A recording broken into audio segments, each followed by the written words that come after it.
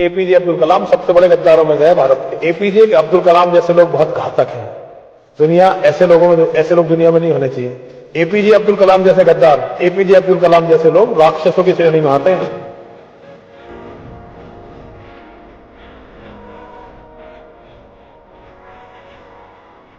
As you say in India, where there is righteousness in the heart, there is beauty in the character. When there is beauty in the character, there is harmony in the home. When there is harmony in the home, there is an order in the nation. When there is order in the nation, there is peace in the world. कोई मुझे बता सकता है ये दोनों कौन हैं? ये है अब्दुल कलाम, हमारे पूर्व राष्ट्रपति।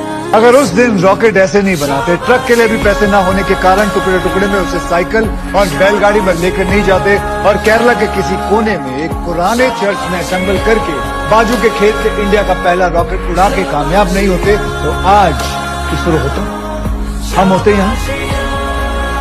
इम्पॉसिबल। मुझे अभी पता नहीं है कि कैसे करें, पर करेंगे, करना ही पड़ेगा।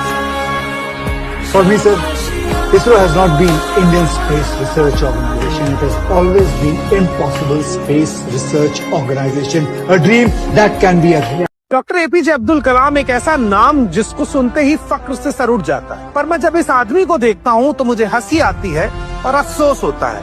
एक ऐसा इंसान जिसने अपने जीवन में कभी कागज की एक नाव तक नहीं बनाई जो 20 सेकंड चले, वो एक ऐसे आदमी को जिहादी बना रहा है, बता रहा है, जिसने अग्नि, पृथ्वी, नाग, त्रिशूल जैसी मिसाइलें बनाकर भारत के एयर डिफेंस सिस्टम को मजबूत किया। केवल भारत के इतिहास में, पूरे भारत के इतिहास में एक बार ऐसा हमारे जैसे न्यूज पूछा भी अब्दुल कलाम बनाओ। अब्दुल कलाम से कट्टर मुसलमान इस देश में नहीं हुआ। आप तो वर्जिला छोटे सब इंस्ट्रक्टर हो भी, वो तीनों सेनाओं का अध्यक्ष होता भारत का राष्ट्रपति, उसका नाम था अब्दुल कलाम। DRDO, हमारी कायर और कमीने नेताओं ने उसे भारत रत्न दिया। अमेरिका में जो है नंगी करके उसकी तलाशी ली गई थी। वैज्ञानिक का सम्मान एक टुटपुंजिया बाबा से कितना बड़ा होता है। भारत का पहला स्वदेशी सैटेलाइट लॉन्च SLV-3 उन्होंने ही किया। 1980 में रोहिणी को अंतरिक्ष भेजकर इतिहास लिख दिया। लेकिन अपने देश की टुटपुंजिया बाबा से जब उन्हें जिहादी सुनना पड़ता होगा तो कितना बुरा लगता। उसका कहना है कि देश 2014 में आजाद हुआ, उससे पहले तो भीख मांग रहे थे। वो आजादी नहीं थी, वो भीख थी, और जो आजादी मिली है वो 2014 में मिली है। मतलब एपीजे अब्दुल कलाम और अटल बिहारी वाजपेयी बुढ़ापे में ये जोड़ी 98 में जब परमाणु परीक्षण की थी, हमारी दीदी के अनुसार भीख मांग रहे थे। 1857 की क्रांति में जो झांसी की रानी लड़ी, वो आजादी के लिए नहीं लड़ी, भीख मांग रही थी। भगत सिंह, राजगुरु, चंद्रशेखर, अरे बिहार का मुजफ्फरपुर का छोटा बच्चा 11 साल का खुदीराम बोस हंस के फांसी पे चढ़ गया, भीख मांग रहा था। अब हमको लगता है अब तो नाम नहीं लेंगे, लेकिन कुछ दिन के बाद कुछ लोग ऐसे भी कहेंगे कि पैदा तो हम पता नहीं बहुत पहले हो गए थे, लेकिन बात 2014 में मिला हमको।